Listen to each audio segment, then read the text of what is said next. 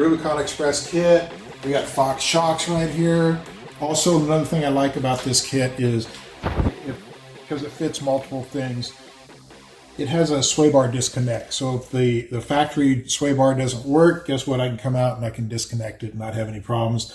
Going over a certain mile per hour, if you're out on a fire road or something, know you're going to be going over 22 miles an hour. Stop trying to connect back up and just disconnect right here and be good. Another thing that we did is the beefier tie rod in. You know, it's kind of hard to see, but there is,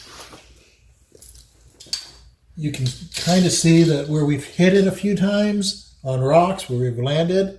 Also, we went with the Fox steering dampener over there. Made a huge difference. We had a different brand on there at one time, and it collapsed. So we went with the Fox to make it safe. Yes, I know. That's the next thing we're doing. You can see we've hit it a few times. We've also added a couple shock mount brackets and stuff like that in here to keep us safe. So that was what we did first. First thing was the lift kit, the shocks, the tie rod in. The other thing about this tie rod in is there's something that until you experience it, you'll think people are just crazy. It's called the death wobble. You get up to about 45, 50 miles an hour, and this whole front end starts shaking. Well, that's part of what it is. It's a tie rod in and that steering dampener.